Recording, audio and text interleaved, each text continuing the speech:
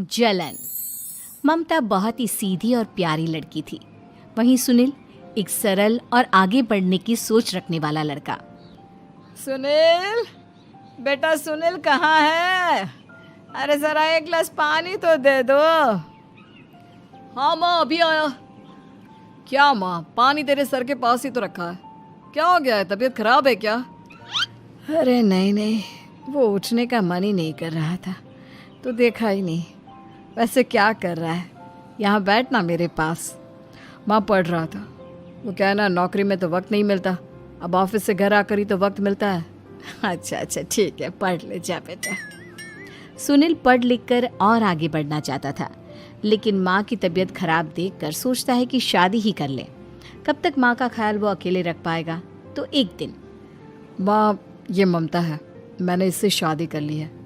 तुम्हारी तबीयत भी ठीक नहीं रहती तो मैंने सोचा शादी कर लेता हूँ। घर संभालने वाली और तुम्हें संभालने वाली कोई आ जाएगी तो अच्छा रहेगा। माँ अचानक से सामने बहू देखकर हैरान रह जाती है। बेटा ये क्या बात होती है? न बैंड, न बाजा, न दहेज, न शगुन, ऐसे कैसे बहू आ गई?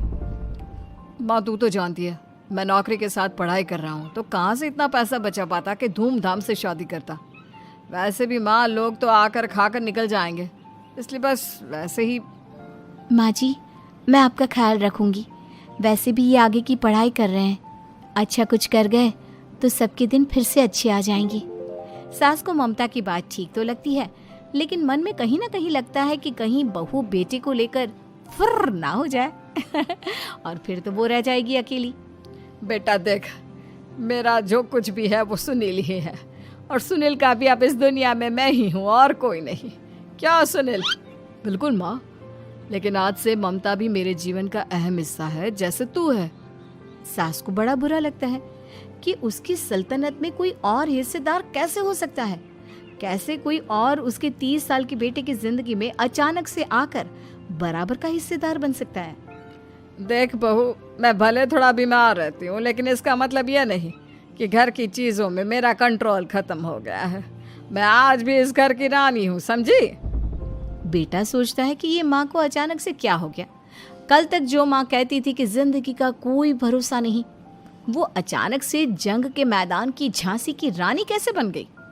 माँ क्या हो गया है? सब ठीक है ना? अचानक कैसी बात कर रही हो? ममता का आज पहला दिन है, स्वागत करो उसका। आसपास की आंटियों को बुलाओ, नई दुल्हन की मुंह दिखाए करवाओ। खैर, सास होने का फर्ज निभाती है और बाद में एक सहेली के साथ बाहर निकल जाती है। क्यों री बताया नहीं कि बेटे का ब्याह कर रही हो? वैसे तो सारा दिन हम ही में घुसी रहती हो। अरे मुझे भी तो अभी पता चला, यूं अचानक सर पर लेकर आ गया। कहता है बहू है माँ तुम्हारी, अब इसको भी इतना ही मैं प्यार करता हूँ जितना तुझे करता हूँ। लो जी, ये क्या बात हो गई? क्यों इतना प्यार करता है? अरे माँ का प्यार तो ज्यादा होता है। अब उसको तो कोई दूसरा पति मिल सकता है, लेकिन तुम ही बताओ, क्या माँ की ममता किसी और की हो सकती है? ना जी ना, बेटे को समझाओ ये बात। अरे क्या समझाऊं, मुझे तो खुद ही समझ में नहीं आ रहा कि क्या हो रहा है। जो बेटा कल तक माँ माँ करता था, अचानक से बीवी बीवी का राग आलाप रहा है। देखा, उसकी बीवी ना सुंदर और जवान है। सुंदरता के आगे तो एक से एक नहीं टिके, तो तेरा बेटा किस खेत की मूली है? सास को भी समझ में आ जाता है कि बहू की सुंदरता के आगे माँ का प्यार किसी काम का नहीं। उधर बीवी, ए जी, अम्मा जी सहेलियों को छोड़ने गई थी, अभी तक आई नहीं, हम देख आए क्या? अरे रहने दो ना, आ जाएंगी। कहाँ जाएगी, उनकी आदत है, एक बार जाती है तो पूरी पंचायत खत्म करके ही आती है। अच्छा ही है, खाना वाना खा कर गई होगी। छोड़ो ना, घूमेगी तो खाना पचेगा, नहीं तो ऐसे ही खाट पकड़ लेगी। बहू भी शांत हो जाती है। उधर सास सोचती है कि आज थोड़ा देर से ही घर जाती हूँ, जब बेटा परेशान होकर ढूंढेगा तब मजा आएगा। बीवी को खुद ही पता चल जाएगा कि माँ के आगे उसकी दाल नहीं गलेगी। लेकिन वहीं दूसरी ओर घर पर, ए जी, माँ जी अभी भी नहीं आई, हमको तो घबराहट हो रही है कि क्या करें, जाकर पता करें किसी के घर। अच्छा, कहाँ जाओगी ये भी बता दो। पहला दिन है तुम्हारा इस घर में और एक ही दिन में मोहल्ला छानोगी क्या? हाँ, तो आप भी तो नहीं जा रहे हैं ना, हमको फिक्र हो रही है। अरे यार, ये रोज का है अम्मा का, खाओ और सो जाओ। बस फिर क्या था, बेटा बहू खाना खाते हैं और कमरे में सोने चले जाते हैं।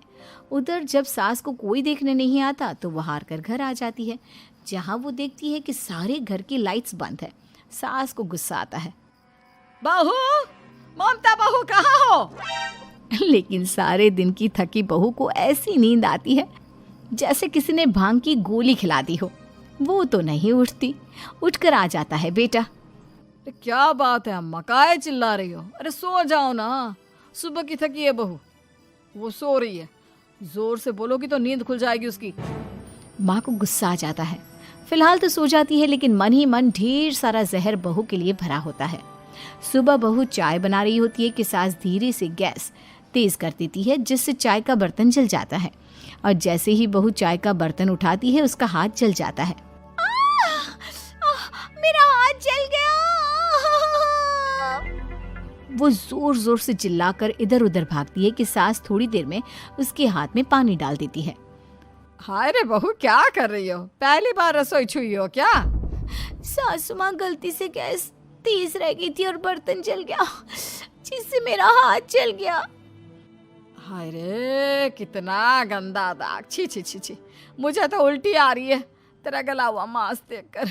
तू ना मुझे अभी साथ से खाना मत लगाना।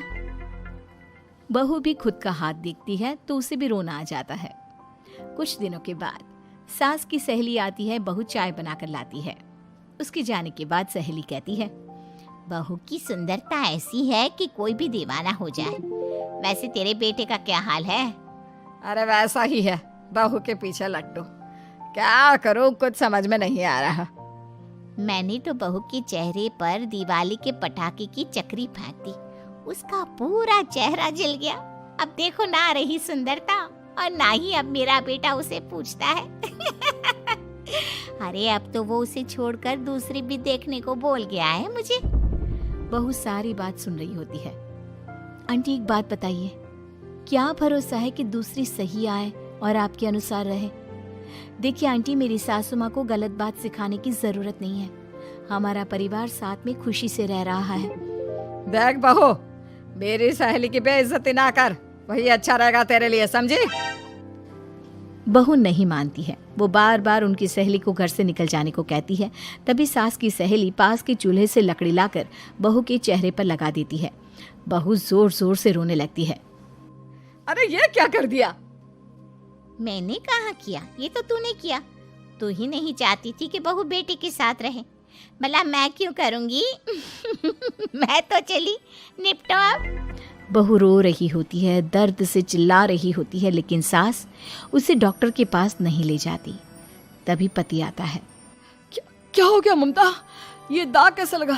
तुम कैसे जली? ममता कुछ नहीं कहती, बस दर्द से करा रही होती है। पति माँ की तरफ देखता है। हो ना हो माँ, ये पक्का आपका काम है। आप ही ममता से जला करती थी ना। देखना माँ, अब पुलिस आएगी, केस बनेगा, लेकिन पहले मैं ममता को अस्पताल लेकर जा रहा हूँ। सभी अस्पताल जाते हैं, जहाँ डॉक्टर ममता की सास से कहते हैं, आपने तो नहीं जलाया ना बहू को? अब ममता की सास के तो पसीने छूट रहे होते हैं। वो घबरा कर कहती है, ना ना डॉक्टर साहब, कैसी बात करते हैं? हम क्या जलाएंगे अपनी बहू को? डॉक्टर ममता के पति से पूछते हैं। देखिए, क्योंकि ये ससुराल में जली है तो मामला पुलिस का बनता है, तो आप पहले पुलिस को बुलाइए, तभी इलाज पूरा होगा। सास डर जाती है कि अब तो बच्ची जिंदगी जेल में ही रहना होगा। रहने दीजिए ना, पुलिस को क्यों बुलाना? सारी हंसी खत्म हो जाएगी जब पुलिस के डंडे पड़ेंगे। बहू को जलाना भले ही बहुत आसान हो, लेकिन उसके बाद सारी जिंदगी जेल की हवा खाना। सास डर जाती है। पुलिस आती है। पास लेटी दर्द से करा रही ममता स्टेटमेंट देती है। तो क्या हुआ था? कैसे जली आप? ममता पास खड़ी सास को देखती है। बेटी बताओ, कैसे जल गई तुम? ओए, काका का किरण वाली शाहरुख, चुप, बिल्कुल चुप। सास चुप। सभी इंतजार करते हैं कि ममता क्या बोलेगी। जी, मैं खाना बना रही थी, लकड़ी उड़कर मेरे ऊपर गिर गई और मैं जल गई। सास बहू की बात सुनकर रोने लगती है। देखा माँ, कितनी समझदार है ममता। ये चाहती तो, हाँ बेटा, ये चाहती तो मैं आज जेल में होती। मुझे माफ कर दे। मैं आगे से अभी कभी ऐसा नहीं करूंगी। बहू के साथ मिलकर रहूंगी। मुझे माफ कर दे।